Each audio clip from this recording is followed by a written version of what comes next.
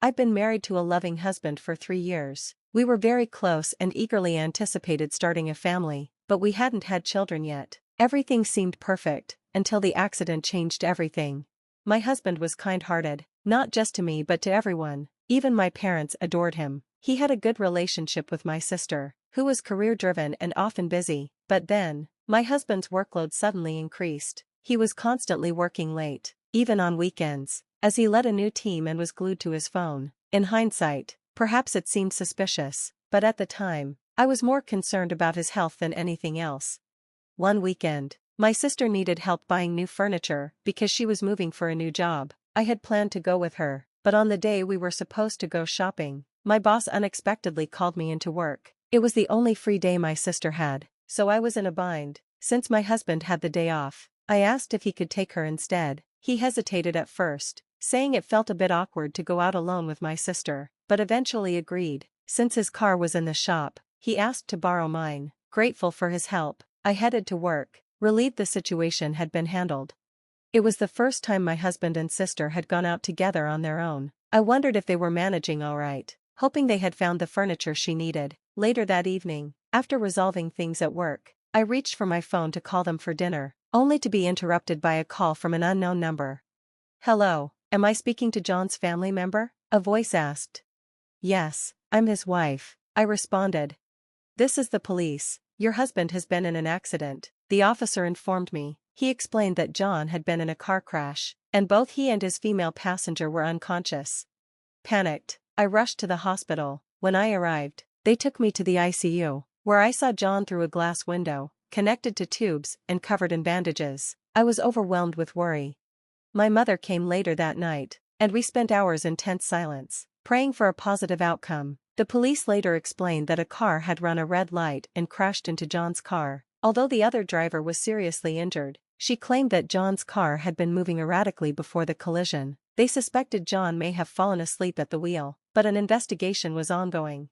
A few days later, both my husband and sister regained consciousness. The doctors ran tests and warned us that, though they would survive, there was a chance they might suffer long-term disabilities. Despite the grim news, my mother and I clung to the hope that they would recover through rehabilitation. We tried to keep the mood light, focusing on the positive and avoiding mention of their potential disabilities. I devoted myself to caring for John, while my mother looked after my sister. However, John's mood quickly darkened. He grew frustrated with his slow recovery, the hospital's strict routines, and the looming prospect of having to quit his job. His frustration, understandably, spilled over into our relationship. His outbursts became frequent, and though I tried to be patient, the stress was wearing me down. I continued visiting him daily, despite his growing irritability, doing my best to support him. Then one day, a detective informed me that they had discovered a possible cause of the accident. My car had a brake oil leak. This could have been responsible for the car's strange behavior before the crash. Shortly after this revelation, my husband's temper flared even more. He started snapping at me for the smallest things, blaming me for his inability to move and resenting that I could still work. He even threw objects when frustrated, demanding I meet all his needs while I was struggling to juggle work, hospital visits, and handling communication with the police. My sister wasn't much better. She, too, seemed to turn against me, blaming me for her situation. She accused me of negligence with the car's maintenance, claiming that I had ruined her life and career. My mother, already exhausted, couldn't cope with the growing demands, and I felt completely isolated. Things came to a head one evening when I arrived at the hospital and found my husband and sister sitting together in the common area. It was almost visiting hour's end, and they appeared to be in deep conversation. "Hey," my husband said with a cold glare, "I heard the accident could have been avoided if you had just taken the car in for repairs. Now, thanks to you, both your sister and I are stuck like this. You'll be responsible for us forever." His accusation stung deeply. My sister, sitting beside him, nodded in agreement without even looking at me. "Since when did you two become so close?" I asked, my voice sharp with anger. "What are you implying?" my husband snapped. "We're in the same boat now, and we have no choice but to rely on you. Don't you think that's your responsibility?" His words, echoed by my sister, cut through me like a knife. It was as if they had formed a pact against me, holding me accountable for their situation, and I felt the walls closing in around me. I didn't expect a response, but I kept speaking, hoping they'd grasp my emotions. I wonder how the person who hit your car is doing now, I said. How would I know? She ran into us when the light was red. It's unbelievable, my husband responded. Yeah, it was frightening. We definitely need to ensure she compensates us, especially since this happened right when I was about to get a promotion, my sister added. Realizing they'd keep complaining, I knew it was time to reveal the truth. There's something you both need to hear, I said. What is it? My husband asked. First of all, I had my car inspected before the accident, I explained. Did you? Then the dealership is liable. They must have known about the brake oil leak, he replied. That's right. So, after the accident, the police contacted me. They wanted to investigate and requested my dash cam footage, but that old dash cam didn't record audio, and it only started recording after the impact, so it wouldn't help, he argued. I understand, but what you didn't know is that I had recently installed a new dash cam, I disclosed. My sister's head shot up in shock. What? She gasped. As the truth unfolded, her face paled.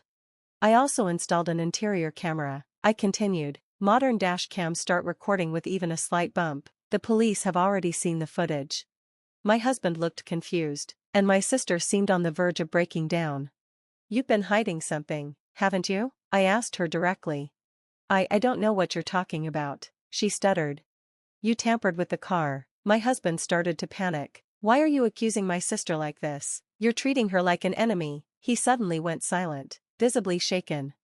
As I mentioned, even a slight movement triggered the recording, so many personal moments between the two of you were caught on camera. I was mortified when the police asked if my sister was in the car with me.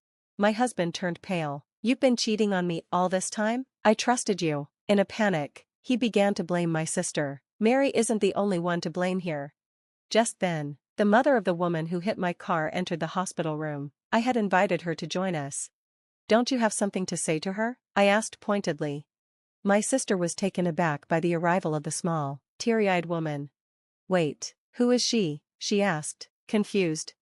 She's the mother of the woman who crashed into us. She should be taking responsibility for this, I clarified. My husband, who had been talking moments before, went silent when he saw the woman crying. Her name is Alice, I added. Hearing the woman's name, my husband turned pale, and my sister began to panic. What, do you know the driver? So, she knew it was our car and crashed into it on purpose? My husband asked, completely startled. Seeing his confusion, I explained the situation to my sister. She was having an affair with John. He had promised her a divorce but didn't follow through. When Alice claimed she was pregnant, John told her to get an abortion and then cut her off. Seeking revenge, she aimed to hurt me. So, that means, my sister began to piece things together.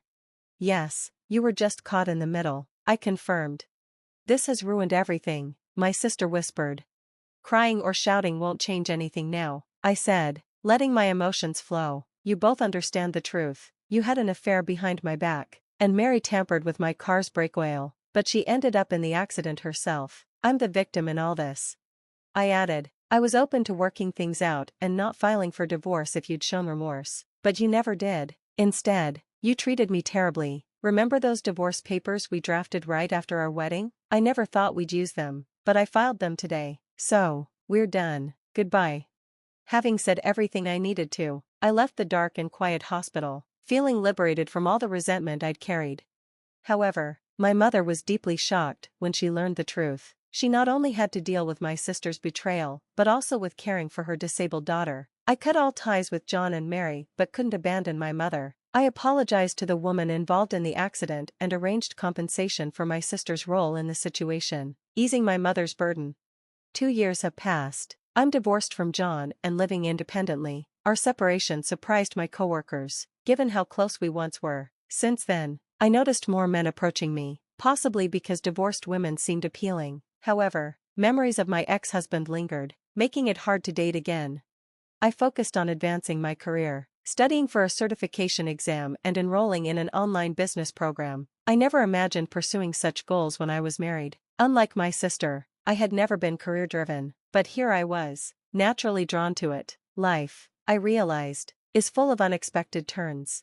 Since then, My ex-husband moved back in with his parents and is now facing judgment from his family for his treatment of me. His mental health has worsened, with violent outbursts troubling those around him. Meanwhile, my sister, also home, struggled with her mental health, exhibiting selfish behavior. My exhausted mother used my sister's savings and compensation to place her in a care facility. She consulted me first, and I supported her decision.